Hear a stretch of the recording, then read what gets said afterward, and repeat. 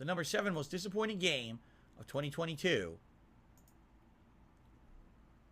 Do you know what it is? Can you even tell? I'm just curious if anyone could even figure out what this game is, just from looking at the video footage.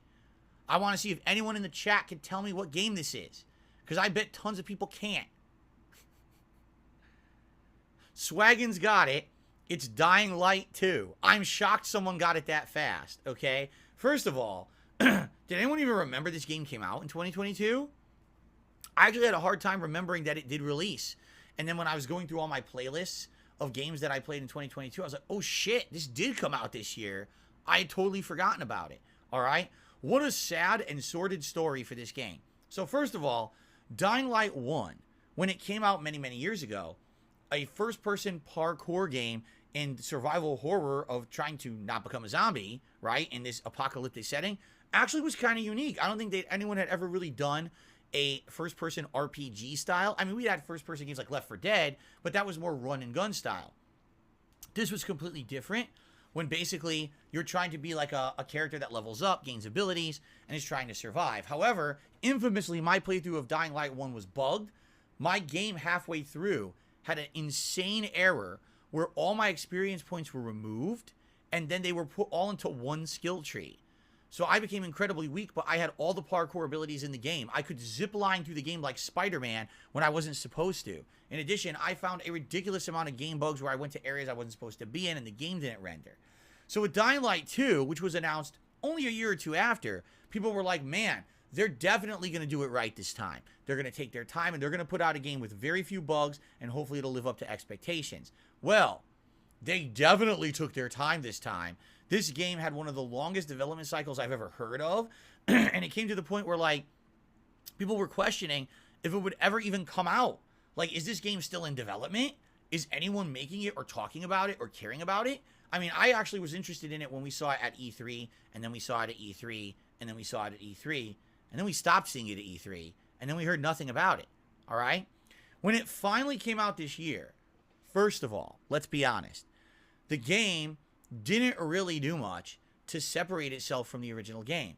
It definitely feels like it's Dying Light 1.5 as opposed to Dying Light 2. Is the actual location different?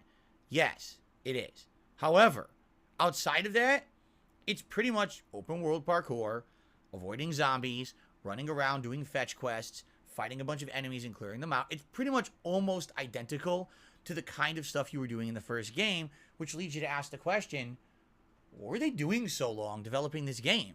If they spent literally so much time developing it, where did the development time go exactly? I actually don't have an answer for that. I kind of scratched my head. I don't really know what they were working on, because I don't know if it was this game, or maybe they were, I don't know, going on vacation. Really, it feels like it's the same game. Now, in addition, this game came out, all right, get this, the same month as Horizon Forbidden West and 1 month from Elden Ring, all right?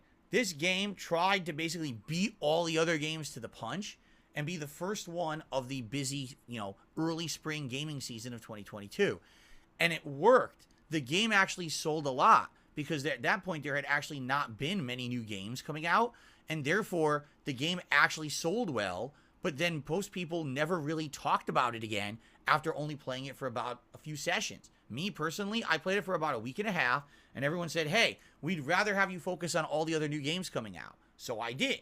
It took me about 15 hours of gameplay to actually get past the intro segment. Yes, allow me to repeat myself.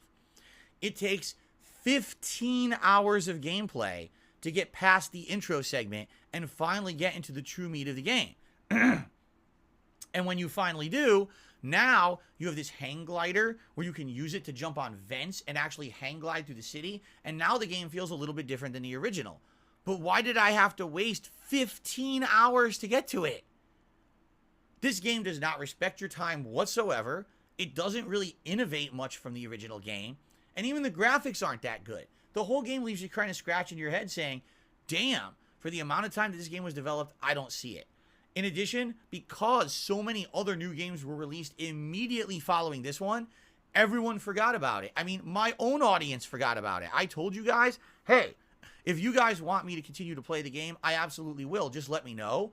Literally, no one asked for it. Maybe once or twice during 2022, people would bring up, hey, do you still have Dying Light 2? You going to play it? And I was like, no one really seems to care.